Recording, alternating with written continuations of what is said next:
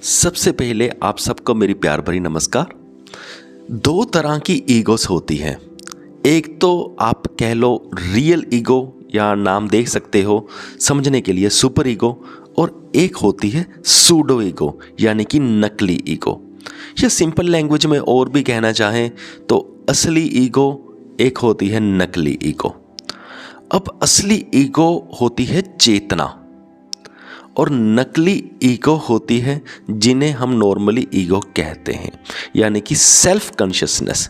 ये होगी कॉन्शियसनेस, ये होगी सेल्फ कॉन्शियसनेस।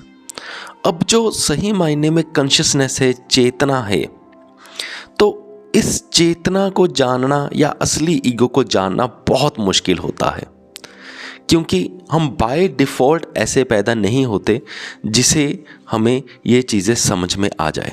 हमें ये सारी चीज़ें सीखनी पड़ती हैं, बहुत एक्सरसाइज करनी पड़ती है, बहुत यानी कि हिम्मत करनी पड़ती है, बहुत एफर्ट्स करने पड़ते हैं, तब जाके हमें समझ आती है कि ये सारी चीज़ें क्या है, चेतना क्या होती है, अवेयरनेस क्या होती है, अलर्टनेस क्या होती है, हमारी रियल ईगो या सुपर ईगो है क्या, एक्चुअल में हमारा बीइंग है क्या।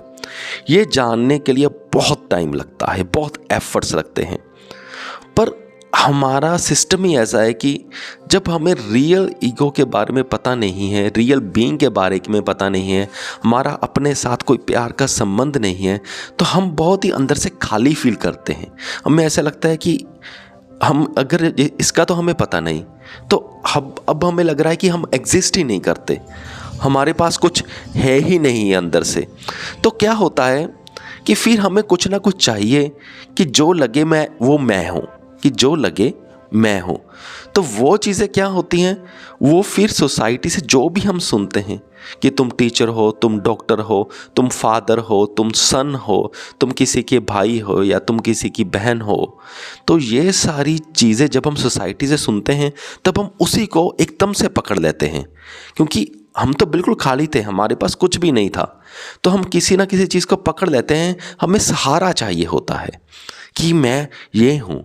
तो जब सोसाइटी से हमें सुनने को मिलता है, हम उन चीज़ों को पकड़ लेते हैं भी हाँ मैं ये हूँ, और हमें रिलैक्सेशन मिलती है।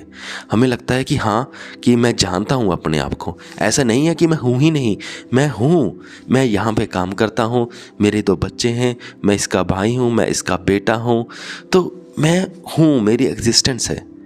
तो ये चीज़ें हमें रिलैक्सेशन देती हैं।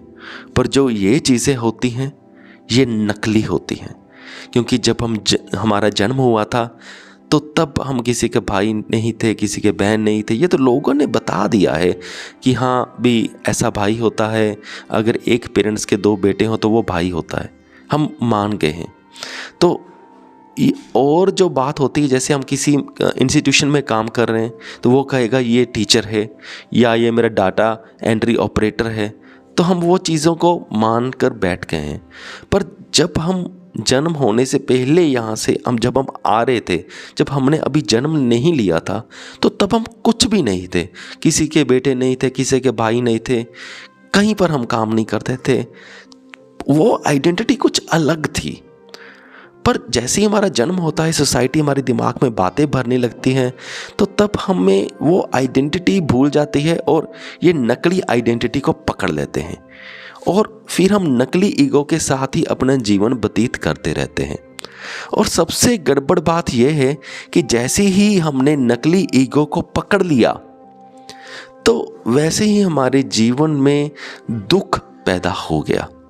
अब हमें दुखी होने से कोई भी नहीं रोक सकता, क्योंकि हमने नकली ईगो को ही पकड़ा हुआ है, और जब तक हमारे हाथ में ये नकली ईगो है तब तक दुख रहेगा ही रहेगा।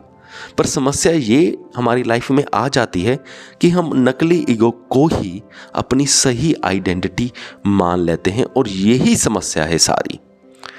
तो इसलिए स्पिरिचुअल मास्टर्स कह गए हैं कि हमें ईगो को, नकली ईगो को ख़त्म कर देना चाहिए और अपने असली सेल्फ के साथ रहना चाहिए।